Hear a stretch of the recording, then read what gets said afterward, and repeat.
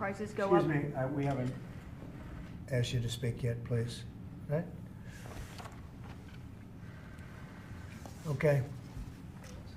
Go ahead, please. You won the White Go House ahead. in part. Go ahead, please. Mr. President, you are meeting Prime Minister Modi of India this Yes. afternoon. What kind of trade and tariff relationship would you like to have with India, and what's the vision for India-US? Yeah, India traditionally is the highest, just about the highest tariffed country. They charge more tariffs than any other country. And, I mean, we'll be talking about that. But again, whatever they charge us, we're charging them. So it works out very well. It's a beautiful, simple system. And we don't have to worry about, gee, we're charging too much or too little. But traditionally, India is right at the top of the pack, pretty much. There are a couple of smaller countries that are actually more. But India is a they charge tremendous tariffs. I remember when Harley Davidson couldn't sell their motorbikes into India because of the fact that India, the tax was so high, the tariff was so high.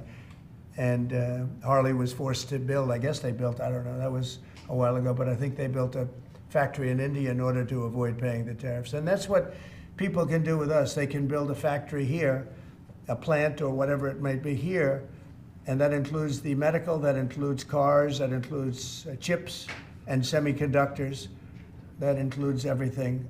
If you build here, you have no tariffs whatsoever. And I think that's what's going to happen. I think our country is going to be flooded with jobs. What should consumers expect? Are prices going to go up short-term, Well, long-term? not necessarily. I mean, not necessarily, but I'll tell you what will go up is jobs. The jobs will go up tremendously. We're going to have great jobs for everybody. This is something that should have been done many years ago. China did it. I mean, China did it at a level that probably nobody's ever seen before. If you manufactured a car, you couldn't send it into China. The tariff was so high. So everybody went and they built in China. It was no big secret. So we're going to see, but it's going to mean tremendous amounts of jobs. And ultimately, prices will stay the same, go down. But we're going to have a very dynamic country. But if prices go up, Mr. President, because of these tariffs, who do you think voters should hold responsible? Oh, I think what's going to go up is jobs are going to go up. And prices could go up somewhat short term, but prices will also go down. And I think the farmers are going to be helped by this very much because product is being dumped into our country and our farmers are getting hurt very badly by the last administration. The last administration hated our farmers, like at a level that I've never seen before. I think our farmers are going to be helped. Jobs are going to be helped, but our farmers are going to be helped. Our manufacturers are going to be helped. And again, if somebody wants to come in, including the car companies, if they want to come in and build car plants, they'll do it without tariffs, and therefore prices won't go up. There could be some short-term disturbance, but long-term, it's gonna make our country a fortune. So Americans should prepare for some short-term pain. No, you said that. I didn't say that. You know? Because if the prices go up, Let's see what happens. Nobody really knows what is going to happen, other than we know that jobs are going to be produced at levels that we haven't seen before. We know that we think interest rates are going to ultimately be coming down because of things that happen, and they go hand in hand with the tariffs. But we think that the prices for some things, many things, it could be all things, will go down. Ultimately, will go down. Mr. President, can you explain the timeline here, sir? There's a period of time for a review, a report, 180 days. Sure. What's the earliest date that you think tariffs will actually be implemented and executed? Well, I would say, maybe I'll ask Howard to answer that, because he's going to be the one that's implementing. What do you think? Our studies should be all complete by April 1st. So we'll hand the president the opportunity to start on April 2nd if he wants. So I think we'll be ready to go Pretty on close. April 1st, and we'll hand it to the president, and he'll make his decisions. But remember, if they drop their tariffs, prices for Americans are coming down. Our production's going up, and our costs are going down. Remember, it's a two-way street. That's why it's called reciprocal. Have you spoken to any American CEOs directly about this? Are they calling you and asking I've for spoken to exemptions, many, for example? and many love it. And they say this is going to be the thing that makes our country really prosperous again. And this is going to be what pays down to $36 trillion in debt and all the other things. And this is going to be This is an amazing day. I think this is going to be a very big day and in a very positive way for our country. Yes, please. Mr. President, you've talked about the VAT and the EU before and your concerns with how the EU treats you. Do you have a number in mind on the European Union? Do you have an idea of where that number is going to land? Well, what they are now is they have a 20% VAT tax, which we're considering to be similar or the same as the tariff. Plus, they charge lots of fees, and they're doing something else. European Union's been very tough on our companies. They sued Apple, they sued Google, they sued Facebook, they sued many other companies, and they're American companies, and the kind of numbers are staggering. And the court system over there is not very good to our companies. If you know that Apple had to pay, I think, $16 billion in a penalty, a court case that was really shocking because most people thought they would have won that court case, people that watched it. So they've been very tough. Airlines have called me up and they said, could you help us with Europe because they're charging us so many different fees. I got a call from the head of American, United, and other airlines saying, every time we land a plane, we get just absolutely killed by the European Union. And so they haven't been treated as good. We think the European Union is wonderful. We all love Europe, love the countries in Europe. But European Union has been absolutely brutal on trade. Canada has been very bad to us on trade, but now Canada is going to have to start paying up. And Canada's been tough on the military because they have a very low military cost. They think we're going to, protect them with our military, which is unfair. So Canada is going to be a very interesting situation because, we just don't need their product. And yet they survive off the fact that we do 95% of what they do. And Canada is just absolutely, I say it, and sometimes people smile and sometimes they say, great idea, but Canada, their taxes would come down greatly. Their security would go up greatly. Amazing things happen to Canada. And really Canada in this particular, why would we pay $200 billion a year in subsidies to Canada when they're not a state? You do that for a state, but you don't do that for somebody else's country. So I think Canada is going to be a very serious contender to be our 51st state. Negotiations going with Canada. There was obviously a delay in implementing those tariffs. I spoke to Governor Trudeau on numerous occasions, and we'll see what happens. But it just sets up so good for them. Look, the people would pay much less tax than they're paying right now. They'd have perfect military protection. They don't have any military protection because and you take a look at what's going on out there. You have Russian ships, you have China ships, you have Chinese ships, you have a lot of ships out there, and people are in danger. This is a different world today. It's a different world. They need our protection. Yes. You just mentioned Elon Musk and the efforts that he's undertaking with your Yeah. authority. You granted him new authority this week. Will he secure any new government contracts while he is working on DOGE? No, for not you? if there's a conflict. If there's no conflict, I guess what difference does it make? But we won't let him do anything having to do with the conflict. Are you personally checking to make sure there's no conflicts of interest? Yeah, I am. He answers to you. Sure, he does. First of all, he wouldn't do it, and second of all, we're not going to let him do anything where there's a conflict of interest. Mr. President, your negotiations with the EU there's discussions ongoing already. How quickly do you expect that you'll hear back from them about any of these other measures? I can't tell you, yeah. The EU's been very nasty. It's just been, they haven't treated us properly. Look, we were great to them on NATO. Essentially, it's a similar group of countries. When I came in, my first term, I raised their fees. I mean, they were not paying. We were paying for, in my opinion, almost all of NATO. And now, I had the bad moment with the press where the press said, well, does this mean you won't protect them? And I said, I won't protect them if they're not paying. But because I said that, the Secretary General, as you know, said it was the greatest thing he's ever seen because the money came pouring in. But they don't treat us right on trade. They don't treat us right on the military either. I mean, if you look at Ukraine, we're in for probably $200 billion more than Europe. Why are we in for more than Europe? We're in for more than Europe. I mean, think of it, or NATO. I mean, let's call it NATO because Canada's in. By the way, Canada is just about the lowest payer also. They shouldn't be. They are just about the lowest payer in NATO, in addition to everything else. So Canada's really been taken advantage of. And if they had to pay just something modestly fair, they would be able to succeed as a country. And that's why I feel they have to become a state. Yes, ma'am. Thank you, very Mr. President. critical of- Is it your expectation that partners will offer major concessions and that you actually don't end up applying those tariffs? No, I think that a lot of them will stay the same, and whatever they pay, I'll pay. I mean, we'll have a lot of them stay the same. I think some, look, I heard they, as an example, EU lowered their tax on cars down to the exact same amount. That they were much higher. They were approximately 5 times higher, and they lowered them down to the exact tax that we're charging. That took place like yesterday or the day before. Is that a correct statement? I think so, yeah.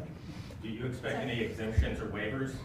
I don't expect that, no. This is a simple system. I mean, there wouldn't be any. And in the case of Apple, I gave them a waiver, an exemption in my first term because Samsung was in South Korea. And Samsung didn't have to pay the tax because it was a tax on China. And Apple makes a lot of their product in China. So I did that because it wouldn't have been fair. But now this applies to everybody across the board. This is a much simpler way of doing it, much better way. You had that major call yesterday with President Putin of Yeah. Russia. President Zelensky responded today basically saying any agreements they won't accept unless they're made with Ukraine. Will Ukraine have a seat at that table for those Of negotiations? course they would. I mean, they're part of it. We would have Ukraine, we'd have Russia, and we'll have other people involved too. A lot of people, a lot of forks in the. A lot of forks in this game. I'll tell you what, this is a very interesting situation, but the Ukraine war has to end. The young people are being killed at levels that nobody's seen since World War II, and it's a ridiculous war, and it has to end. We had a good talk with President Putin. I had a good talk with President Zelensky, very good talk. And somebody said, oh, I should have called Zelensky first. I don't think so. I mean, we have to find out whether or not Russia wants to make a deal. I know that Zelensky wants to make a deal, because he told me that. But I now know that Russia wants to make a deal. Did you ask Secretary Hegseth to walk back his comments yesterday saying Ukraine won't join NATO and won't go back to pre-2014 No, borders because no, those I are didn't, no. bargaining chips you could use? No, I didn't. Somebody told me to, but I thought his comments were good yesterday, and they're probably good today. They're a little bit softer, perhaps, but I thought his comments Is that from your yesterday. direction? I thought his comments yesterday were pretty accurate. I don't see any way that a country in Russia's position could allow them, just in their position, could allow them to join NATO. I don't see that happening. And long before President Putin, Russia was very strong on the fact that I believe that's the reason the war started, because Biden went out and said that they could join NATO, and he shouldn't have said that. As soon as he said that, I said, you know what? You're going to have a war now, and I was right about that. This is a war that would have never happened if I were But president. you don't think it's President Biden's fault, not President Putin? I mean, he's the one. I think who made Biden it. is incompetent, and I think when he said that they could join NATO, I thought that was a very stupid thing to say. I thought when he said, well, it depends if it's a minor incursion. In other words, it's okay if Russia does a minor incursion. I thought that was a very foolish thing to say. President, when Elon Musk got it started. The other thing that got it started was how badly Milley and these stupid people, the bad generals, how badly they did with Afghanistan. I was going to pull out, but we were pulling out with dignity and strength, and we were going to take our equipment with us and everything else. They are, I mean, what they're doing is, what they did with that, I think Putin looked at that mess and he said, wow, this is a great time, I'm going to go in. But what the Americans said, I'm not blaming Americans, but I will say what they said had a big influence on his deciding to go in. Yeah. When Elon Musk met with Prime Minister Modi earlier today, did he do so as an American CEO or did he do so as a representative of the U.S. government? Are you talking about me? No, Elon Musk. Elon, I don't know. They met, and I assume he wants to do business in India. But India is a very hard place to do business in because of the tariffs. They have the highest tariffs just about in the world, and it's a hard place to do business. No, I would imagine he met possibly because he's running a company. He's doing this as a as something that he's felt strongly about for a long time, because he sees what's happening, and he sees how the country is really being hurt badly by all of the fraud, waste, and abuse. Yeah. So how does Modi know whether he's meeting with the CEO or meeting with a representative of your government? Well, he's meeting with me in a little while, so I'm going to ask him that question. All right? I'll ask him that question. Yeah. On auto tariffs, what should we expect, sir? You mentioned obviously steel and aluminum and pharmaceuticals. What are you thinking about auto tariffs? We haven't talked about that much. I think autos are coming soon. I think they're all coming more or less at the same time. And it's not going to be a big shock to the system. But what it's going to do is it's going to bring pharmaceuticals back to our country. Much more important than the money. It's a lot of money, but it's going to bring pharmaceuticals back to our country. It's going to bring chips back to our country. It's going to bring automobile. We're going to do a lot more automobile manufacturing in our country.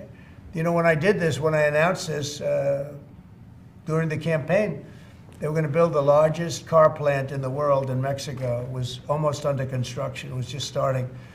And when they heard me make that statement, and they thought I was going to win the election, actually, it was a few months before the election itself, China was building the car plant. It was going to be the largest in the world. They immediately stopped construction. You can see the foundations there. They immediately stopped. When they heard I was doing this, that would have destroyed Detroit. It would have destroyed Michigan. This plant would have taken up more than almost the whole state built. And it would have been very destructive. When they heard me speak, and they said, wow, if he gets in, we're gonna lose our shirt. So they stopped building. That's the impact that tariffs have. Again, you know, I say it, and I say it loudly. It's the most beautiful word, but now I say religion, love, and a couple of other things are more beautiful, because I got in a lot of problem with the fake news when they said, oh, other things are more important. God is more important, but these are the words. But I would say it's number 4 or 5. To me, it's the most beautiful. And I'll tell you what, I think really reciprocal tariffs, those 2 words, reciprocal makes tariffs really fair. There'd be no exemptions, right? It would be all auto imports? Any exemptions, no, because you don't need to. With reciprocal, you don't need to. Mr. President, Gavin Clegg just arrived at the IRS. Fox Radio. Do you have a update on the TikTok negotiations? Yeah, we have a lot of people. Timeline's running out, isn't it? Sure, well, I have 90 days from about 2 weeks ago, right? And I'm sure it can be extended, but let's see, I don't think you'll need to. We have a lot of people interested in TikTok, and I hope to be able to make a deal. I think it would be good. You know, people have learned it's very popular, and we'll have to probably get approval from China to do it, but we have a lot of people that are interested, and a lot of people, I think China will be interested because it's to their benefit too. So I look forward to that, but we have a lot of people that are interested in TikTok, quite a few. Mr. President, DOGE workers arrived today, Gavin Clegg and others arrived today at the IRS. Do you expect to close the IRS, or what are you expecting? No, I don't expect it, but Someday. I think that the Internal Revenue Service will be looked at like everybody else. Just about everybody's going to be looked at. So it's they're doing a hell of a job. It's an amazing job they're doing. And you know, that force is building. I call it the force of super geniuses, but it's building. And you know, they go up and they talk to some of the people about certain deals, and the people get all tongue-tied. They can't talk because these people get it. They're very smart people. We need smart people. Yes, Brian. On tariffs, sir. Yeah, Brian. Yes, sir. Mr. President, I know that during the campaign, it was huge in Pennsylvania as far as bringing back manufacturing. Have you talked to any CEOs since the tariffs were announced on steel and aluminum? What's the feedback from those? They are in love with it. As you know, in Pennsylvania, U.S. Steel is through the roof. They're all through the roof. That's why I didn't want U.S. Steel to make a deal with Japan or anybody else. I think it's going to do great. But I think maybe more than anybody else, the steel companies and aluminum companies, they're in love with what's happened. And this will eventually be the car companies and chip companies. We have to have chips made in this country. Right now, everything's made in Taiwan practically, almost all of it, a little bit in South Korea. But everything, almost all of it is made in Taiwan. And we want it to be made. We want those companies to come to our country in all due respect. You know, they took the business away. Taiwan took our chip business away. We had Intel, we had these great companies that did so well, and it was taken from us, and we want that business back. We want it back in the United States. And if they don't bring it back, we're not going to be very happy. You Sir, on mentioned tariffs, are you- pharmaceuticals as well in China. That's national security to bring that back. Yeah, China and other places. We want to get the pharmaceutical and drug business back into the United States, where it should be, right?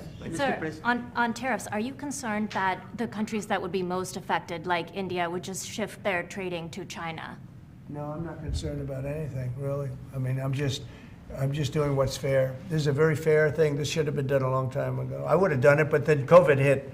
I was getting ready to do this years ago, and first term we had the most successful economy in history, and then COVID hit, and this was going to be the thing that I was most waiting to do, but it was awfully hard to do this with Italy and France and Spain, and all those people were dying, and then we put tariffs on. I have a big heart. Sir, on Ukraine, when Putin says that he really wants peace, do you believe him? Yeah, I do. I believe he wants peace. I believe that President Putin, when I spoke to him yesterday, I mean, I know him very well. Yeah, I think he wants peace. I think he would tell me if he didn't. I'd like to see peace. Do you trust President Putin? I believe that, I believe that he would like to see something happen. I trust him on this subject. I think he'd like to see something happen. I think it could have happened a long time ago. I think Biden, number one, it shouldn't have started, but it did. And now all those cities are knocked down, like demolition sites. All those beautiful golden towers are knocked down. There's nothing going to replace them. But much more importantly, you lost millions of people. A lot of soldiers, but you lost millions of people. When they knocked down those cities, and they're all laying down on the side, they're laying down just in ashes and all crumbled up concrete. They literally look like a world-class demolition site. And many of them, almost all of them, but many of them, and this should have been done by Biden years ago. This should have never been allowed to happen. I know he's a friend of yours. But couldn't Putin just withdraw his He's a friend of today? CNN. That's why nobody watches CNN anymore, because they have no credibility. Okay, who else? Yes, please. Sir, if you can find a buyer in the United States for TikTok, do you think Xi Jinping will authorize the sale of it, or will I'm going to make it worthwhile for China to do it. I think so. I mean, I got to know TikTok because during the election, I ended up with 36% higher than my opponent with youth. Okay, that never happened before. That's always been a Democrat thing, youth. It became a Trump thing. And I think TikTok, I think Joe Rogan was a part of it. Some of the great people that I did interviews with were a part of it. But I think that TikTok was I think it was a big part. Look, as you know, we were up by 36% with youth. The Republican was never up with youth.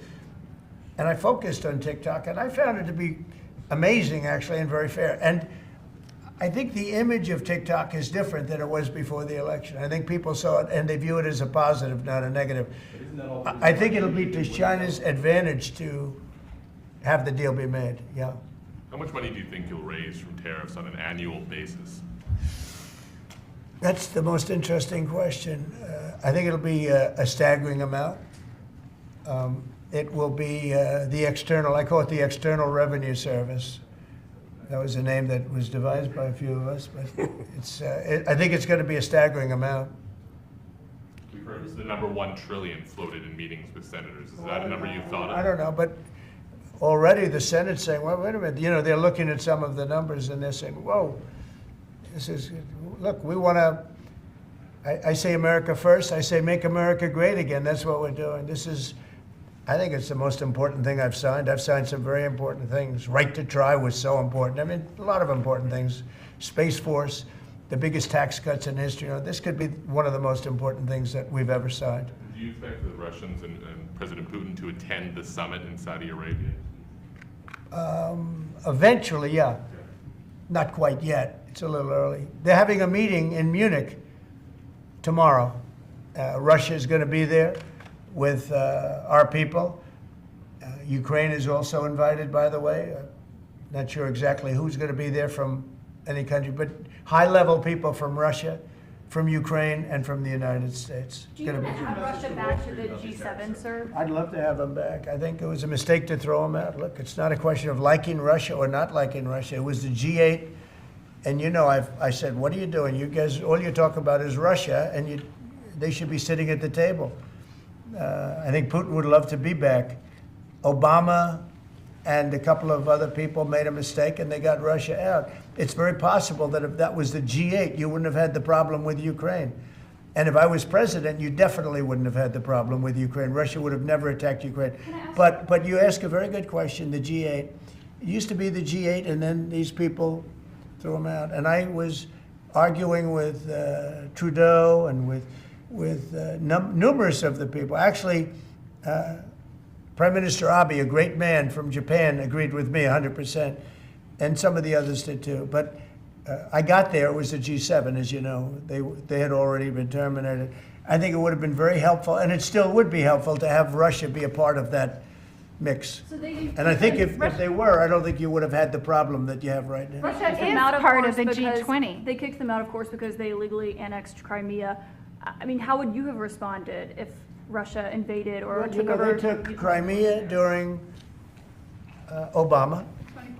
They took, well, now they're looking to take the whole thing. Then they took a big chunk of land and people, as you know, during Bush. And now they're trying to take the whole thing during Biden. You know, the only one that didn't give them anything is Trump. They never took anything with Trump, nothing, not 2 inches of property of land. But Crimea was Obama. And then Bush gave them a lot, if you remember. And then, in fact, it's a sort of a standard little phrase. And Biden's giving them everything because this is a war that shouldn't have been had. And the only one that didn't give them anything is Trump. It's just the way it is. What's the message from Wall Street about these tariffs? So there's been some nervousness on Wall Street about the impact. So, I mean, there hasn't been very much, and I think it's going to make the United States stronger, and in many ways it could make other countries stronger too. You know, other countries want to have a strong United States. They want to have a strong America, and I think it's going to make us very, very strong, much stronger. And we have a lot of work we're doing on the military. Our military already, I've authorized some contracts to be built that are very substantial. We're building the greatest equipment in the world. We have the greatest military equipment in the world. We're building it. At some point, when things settle down, I'm going to meet with China, and I'm going to meet with Russia in particular, those two, and I'm going to say, there's no reason for us to be spending almost $1 trillion on military. There's no reason for you to be spending $400 billion. China's going to be at 400 billion. We're at $1 trillion. We're going to be at close to $1 trillion. And I'm going to say, we can settle this on, we can spend this on other things. We don't have to spend this on military because, and I'm going to be meeting with China. You know, we were trying to de-escalate nuclear, and I was in a position where Russia had agreed and China had agreed we were going to start, and then we had a rigged election, so that never took place. But this one was too big to rig. We won by so much that it was too big to rig. You want to do the China meeting in the United States, or would you travel to China for that? For what? A China meeting.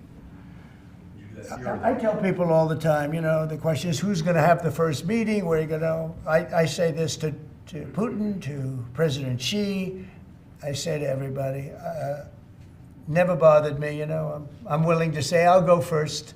It doesn't matter. It's the end result that counts. So it doesn't make any difference. When do you want to have a conversation about global defense spending, you, China, Well, Russia? I'd like to have that, as soon as things settle down, I'm going to have that conference, primarily with China and Russia, because those are the two that really are out there. And we're going to have them spend a lot less money, and we're going to spend a lot less money. And I know they're going to do it. They agreed to it. We were talking about denuclearizing, and President Putin and I agreed that we were going to do it in a very big way. There's no reason for us to be building brand new nuclear weapons. We already have so many. You could destroy the world 50 times over, 100 times over. And here we are building new nuclear weapons, and they're building nuclear weapons, and China's building new nuclear weapons, and China's trying to catch up because, you know, they're very substantially behind, but within 5 or 6 years, they'll be even. And we're all spending a lot of money that we could be spending on other things that are actually, hopefully, much more productive. Hopefully, there'll never be a time when we need those weapons. If there's ever a time when we need nuclear weapons, like the kind of weapons that we're building and that Russia has and that China has to a lesser extent, but will have, that's going to be a very sad day. That's going to be probably oblivion. Do you see that as separate conversations, or do you see one giant summit with you, Xi Jinping, and Vladimir Putin? Yeah, I could see that. let things calm down a little bit. You know, when I left, we had no Middle East problem. We had no Russia going into Ukraine. They never would have done it. Putin never would have done it. And I came back and we got like the whole world is blowing up. So when we straighten it all out, then I want to have one of the first meetings I want to have is with President Xi of China, President Putin of Russia, and I want to say, let's cut our military budget in half. And we can do that. And I think we'll be able to do it. If Elon Musk identifies wasteful spending in the Defense Department, defense contractors and the like, are you willing to go after that spending as well? That's We have to go waste, fraud, and abuse. Yeah, and we're doing that. Could we, I'm just wondering about your conversations on defense spending. Would you want to do that as a trilateral, or would you use the existing body that also already includes China and Russia, the G20? No, it's the people. It's President Putin, President Xi. I don't need bodies. I don't need anything. It's people. It's all about people. It's about relationship and people. And, you know, I've had a good relationship with President Putin. I've had a good relationship with President Xi. It's about people. And I think when things straighten out, which I hope will be in the not too distant future, the meeting I want to have first is a meeting with China and a meeting with Russia on slowing down, stopping, and reducing nuclear weapons in particular, and also on not having to spend the kind of money we're all spending on weapons, military weapons generally. I think my question is, would you have those meetings separately with each of those leaders, or would you try to bring them all together? Both. You start off separately, and that's what was happening. I was dealing with President Putin. We had really an understanding where we were going to denuclearize. What a beautiful term that is, right? Denuclearize. What a great thing if we could do that. And we were going to, he really liked the idea, and so did I. And we had then called China, and China was very open to it. And then COVID hit, and then we had a rigged election. But now there was no rigged election. Now we have an election that was too big to rig. That's what my whole theme was, too big to rig. And they tried, but they didn't pull it off. Sir, as part of the reciprocal tariffs, would you also direct agencies to study the impact they would have on prices in the U.S.? No, there's nothing to study. There's nothing to study. It's going to go well. The United States is going to become a very, very strong economically country. Yeah. Mr. President, in the past you have spoken against BRICS. India is part of BRICS. Do you want to dismantle BRICS, or you want to US want to be part of it? I don't care, but BRICS was put there for a bad purpose, and most of those people they don't even want to talk about it now. They're afraid to talk about it because I told them if they want to play games with the dollar, then they're going to be hit with a 100% tariff the day they mention that they want to do it. And they will come back and say, we beg you not to do this. BRICS is dead since I mentioned that. BRICS died the minute I mentioned that. And I remember when Obama and Biden in particular, I guess he said that, they have us over a barrel. They don't have us over a barrel. We have them over a barrel. If BRICS wants to play games, those countries won't trade with us. We won't trade with them. And if any trading gets through, it'll be 100% tariff at least. On your What cabinet, would be You your- know what? When they hear that, what do you think they're going to do? They're going to say, look what happened to BRICS. They didn't want to talk about it. They don't even want to admit that they were a member of BRICS. That's what's happened. On your cabinet, sir, we saw Robert F. Kennedy Jr. get confirmed. He's going to come in here and be sworn in. Mitch McConnell has now voted against several of your nominees. He voted against RFK Jr. as the next health secretary, citing conspiracy theories. What's your reaction to that? Well, I feel sorry for Mitch. And I was one of the people that he wanted to go to the end and he wanted to stay leader. He's not equipped mentally. He wasn't equipped 10 years ago mentally, in my opinion. He'd let the Republican Party go to hell. If I didn't come along, the Republican Party wouldn't even exist right now. Mitch McConnell never really had it. He had an ability to raise money because of his position as leader, which anybody could do. You could do it even, and that's saying a lot. But the fact is that he raised money and he gave a lot of money to senators, and so he had a little loyalty based on the fact that as leader you could raise a lot of money. Senators would call me and they say, he wants to give me 20, 25 million, can I take it? I'd say, take the money, take the money. But he engendered a certain amount of, I don't even call it loyalty. He was able to get votes. But I was the one that got him to drop out of the leadership position, so he can't love me. But he's not voting against Bobby. He's voting against me, but that's all right. He endorsed me. You know, do you know that Mitch endorsed me, right? Well, he did You have think that was polio, easy? and What? He had polio, obviously, and his. I don't decided know. that I don't that know was- anything about he had polio. He had polio. Are you doubting that he had polio? I have no idea if he had polio. All I can tell you about him is that he shouldn't have been leader. He knows that.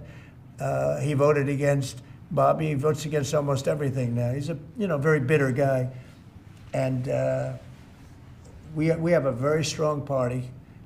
And he's almost not even really a very powerful member. I'd say he's not he's lost his power, and it's affected his vote. And it's one of those things. But in the meantime, Bobby did great, got more votes than anybody thought, and I think he's going to do phenomenally, just phenomenally in that position. And everybody else likewise did well. Not only well, they got more votes than anybody thought. Tulsi, look at how she did. She did great. Marco got 99 votes. How about that? And Marco got 99 votes. And Marco, by the way, I have to tell you, Marco Rubio's done a fantastic job. He's been a great Secretary of State. They're all doing great. But we're going to have a swearing in today, and maybe we're going to have a second one, because I hear we have a couple of them coming up. And the man behind me is doing a fantastic job, Secretary of Commerce. And I think you're going to see something very big come from today's signing. This is going to be a very important signing. Okay? On U.S. Steel, sir, can I ask very quickly? You said you'd meet with the head of that company and the Japanese company. U.S. Steel is going to be here, and a lot of the steel companies are coming. I think steel companies, they love what's happening to them. We saved it. If I didn't do the tariffs from my first term, you wouldn't have one steel company here. You wouldn't have one steel. There wouldn't be a steel company alive in the United States. And right now, they're going to be thriving. They're doing very well, but they're going to be thriving. They're going to be coming out. People are going to want to buy those steel companies like crazy. Are you still planning to mediate talks between Nippon Steel and U.S. Steel? Yeah, I don't know. I think U.S. Steel right now has all the power. The tariffs have given U.S. Steel a new lease on life. Okay? Thank you all very much. Thank you. Thank you. Thank you. Let's go. Let's go, guys. Quickly. Thank you, press.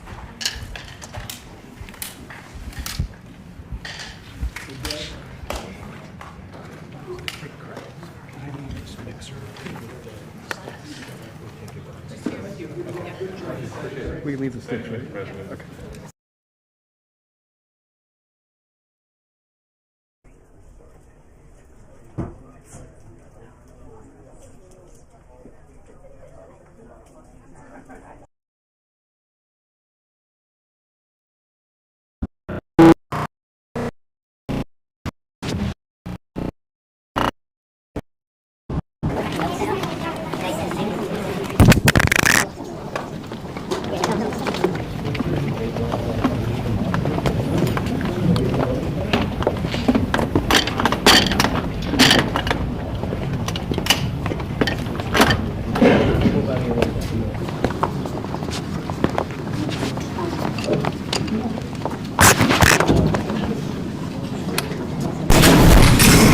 You guys all set?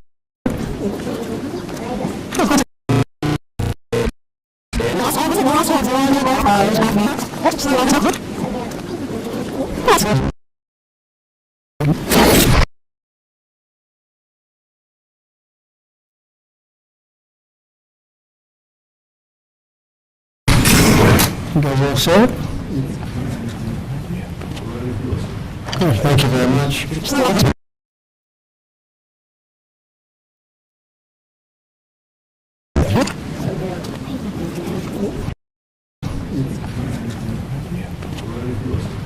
Thank you very much. Good. And thank you all for being here. It was very exciting. This is a very exciting day we just had a big tariff meeting, reciprocal tariffs. Should have been done 40 years ago, it wasn't, but it is now. It's a big moment, actually.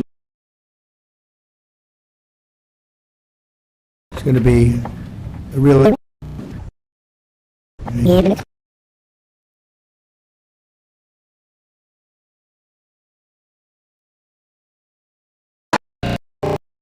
To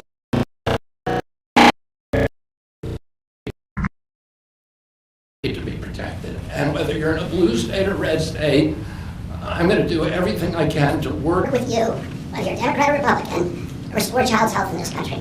Great job. Great job. Thank you all very much.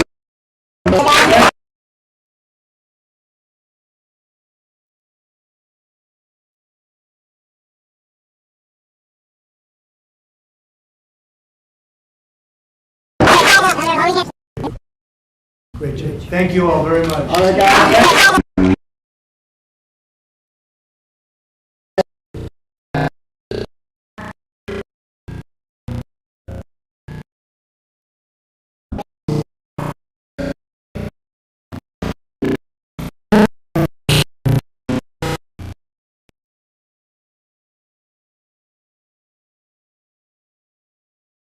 It's going to be. It's going to be a real honor for me to introduce Robert F. Kennedy Jr., take the oath of office and officially become. 4 years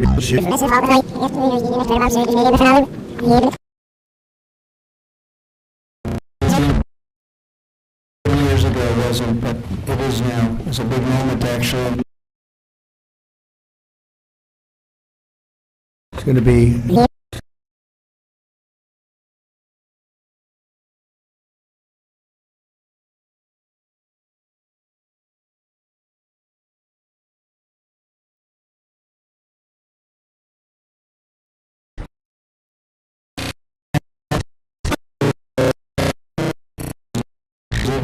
Was that right? Was there any from that?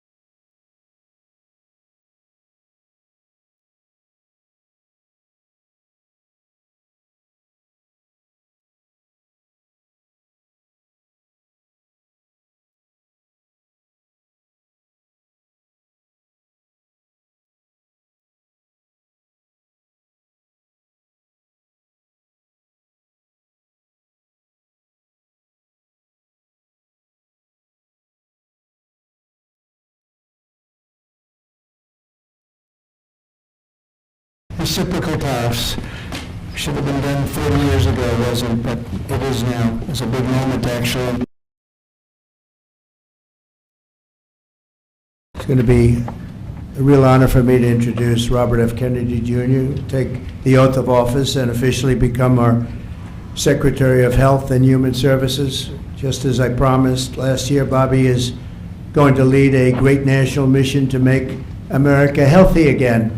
And he's going to do it. I think he's going to do things that will really make us very proud of this day. Like his father, Senator Robert F. Kennedy, and his uncle, President John F. Kennedy, Bobby has devoted much of his life to serving his fellow Americans in his campaign for president, and he was a very tough competitor. I did not like it at all. I said, let's get him on my side.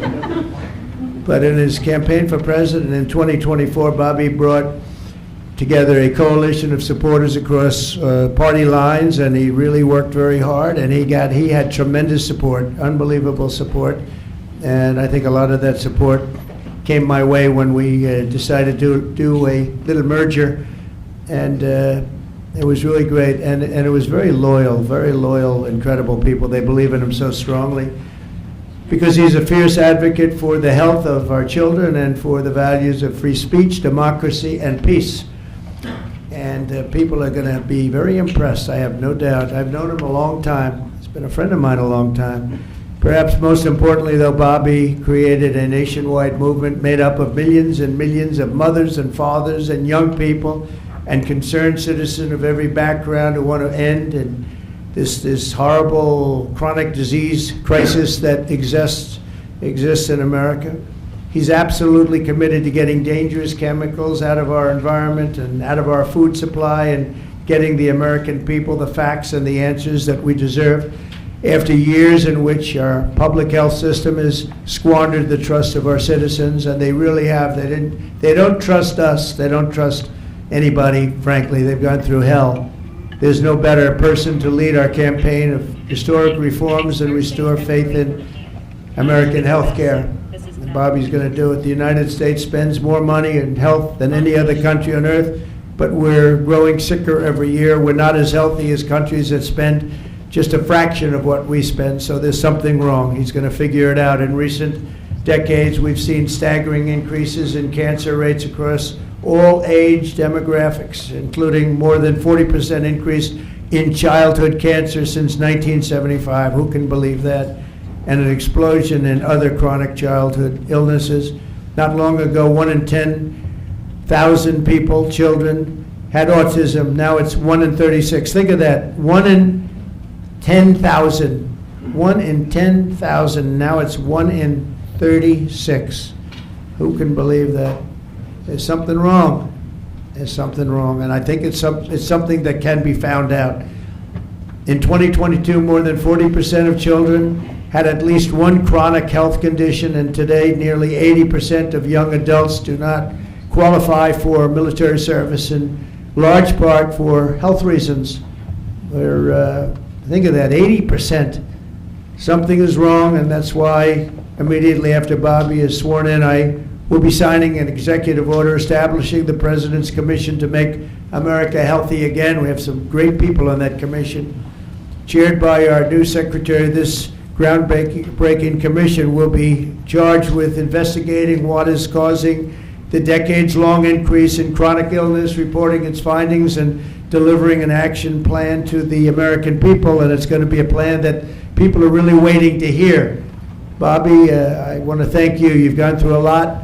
It's taken great courage. You've been amazing, actually. I'd call him and say, you're going to be okay.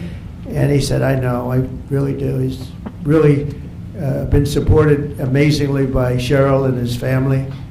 And it was very tough. It was a very nasty group of people that were after him, but he was tougher and he was smarter than they are. And that's why he's here today. There are very few people that could have withstood the assault, but he was able to. So I just want to congratulate you, and we have a very special person here to swear you in, a man that I think has done just, I think he's just an amazing man. As you know, his name happens to be Gorsuch, and he's a member of the Supreme Court in extremely good standing. He's highly respected by everybody, and I don't know, are you two friends or something, or did this just happen to be the justice? Did this just happen to be the luck of the draw? What happened? I reached out to him. Did you reach out? Well, you reached out to a very good man, so please, if you would. Thank you very much.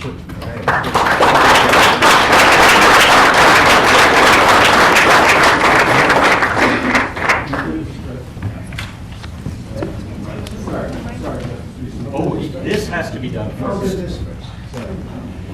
I'm going to make this a good one, right?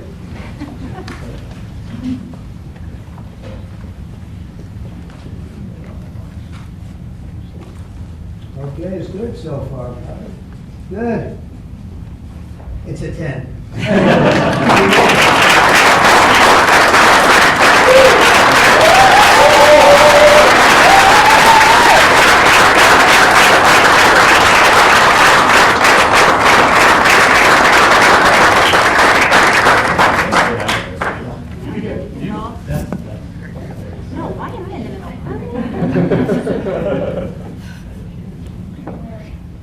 Go in there, get the kids in there. Go in there. Get the kids in there.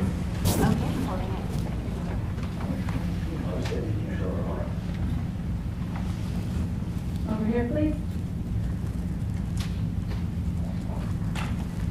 All right.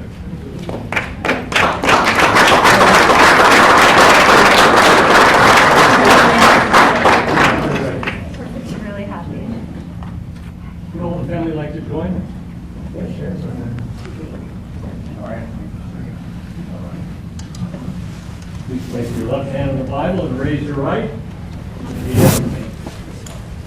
I, Robert F. Kennedy Jr., I, Robert F. Kennedy Jr., do solemnly swear do solemnly swear that I will support and defend that I will support and defend the Constitution of the United States the Constitution of the United States against all enemies, against all enemies, foreign and domestic, foreign and domestic, that I will bear true faith and allegiance to the same, that I will bear true faith and allegiance to the same, that I take this obligation freely, that I take this obligation freely without any mental reservation without any mental reservation or purpose of evasion, or purpose of evasion, and that I will well and faithfully discharge and that I will well and faithfully discharge the duties of the office the duties of the office on which I am about to enter. on which I'm about to enter. So help me God. So help me God. Congratulations, Mr. Secretary.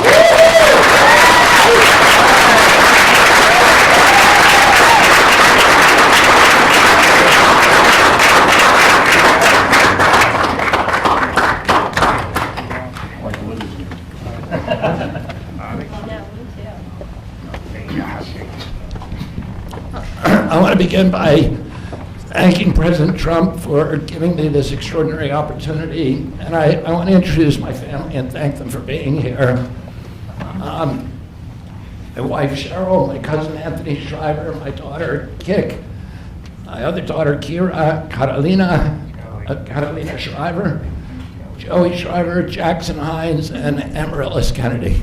And I want to thank all of you for your support and throughout this whole 2.5-year journey.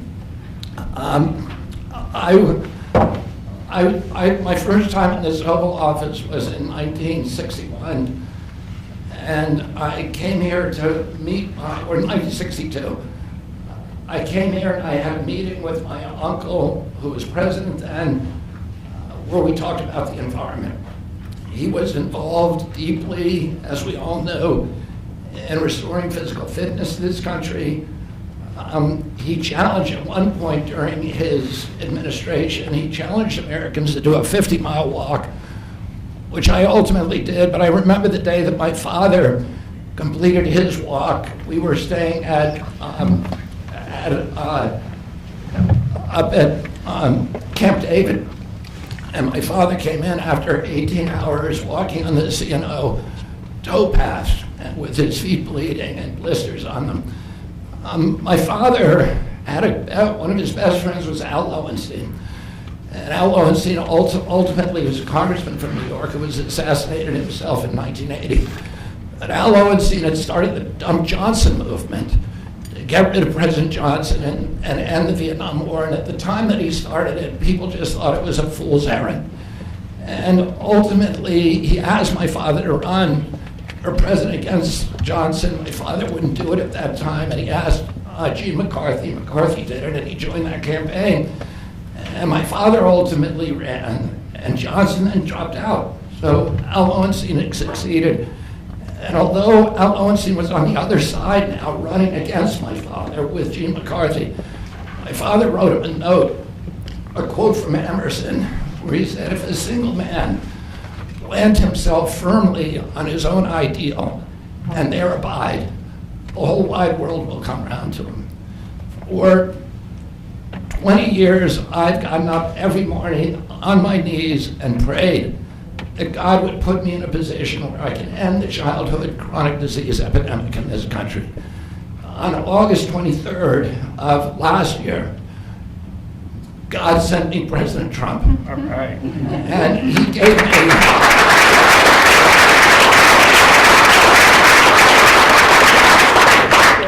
he's now given me, he's kept every promise that he's made to me. He's kept his word in every account and gone way beyond it.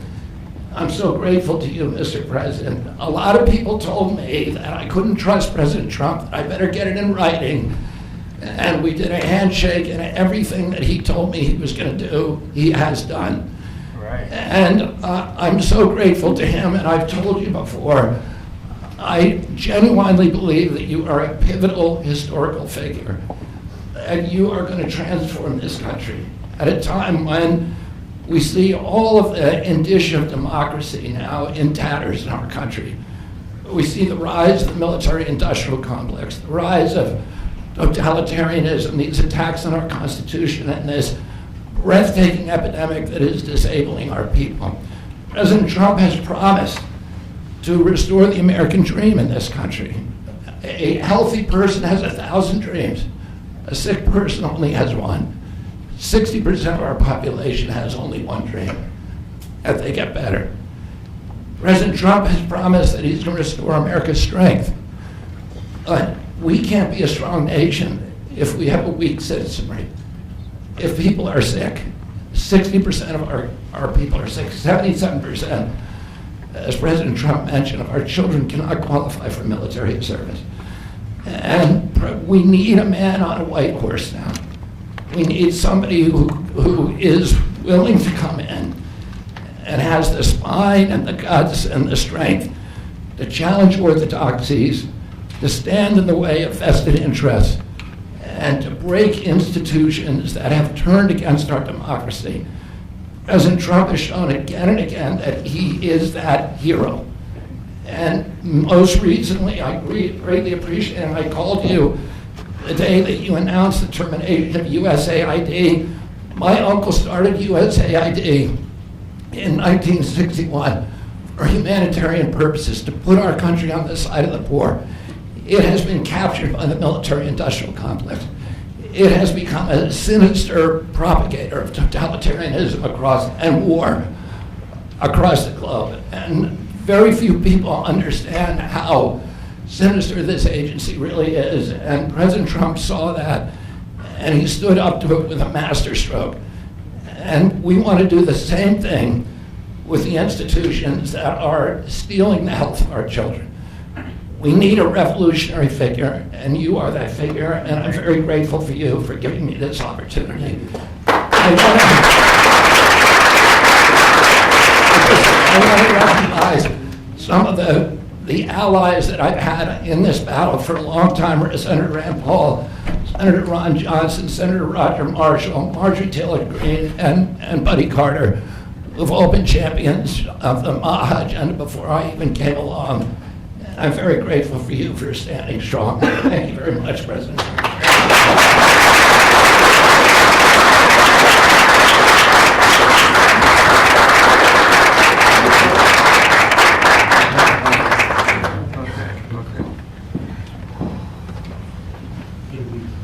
Mr. Secretary, I'd like to ask, what plans do you have immediately at HHS now that you're sworn in, sir?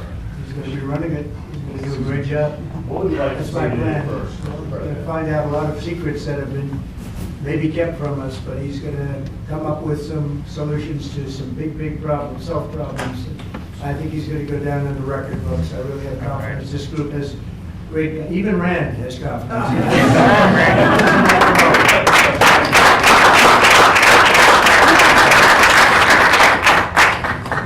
If I could ask you, Mr. Secretary, do you plan to fire anyone immediately, or what are your plans on day one, which I guess is today? Our plans are radical transparency and returning gold standard science, the NIH, the FDA, and CDC, to ending the corruption, ending the corporate capture of those agencies, getting rid of the people on those panels that have conflicts of interest.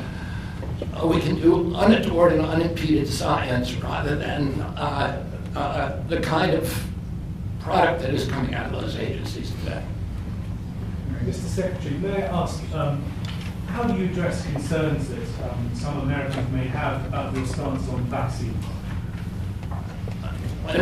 When people actually hear what I think about vaccines, which is common sense, which is vaccines should be tested, they should be safe, everybody should have informed consent, people are reacting because they hear things about me that aren't true.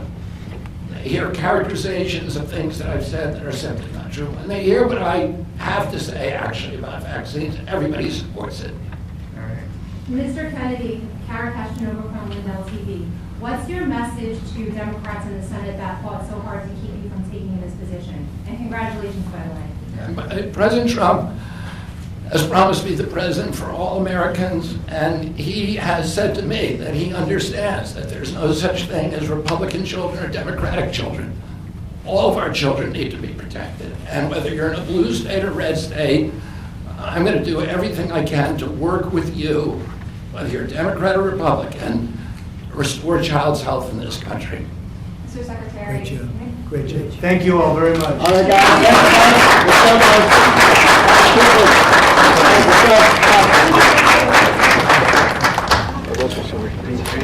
Thank you. Thank you, guys. Let's go quickly, please. Quickly, guys. Come on.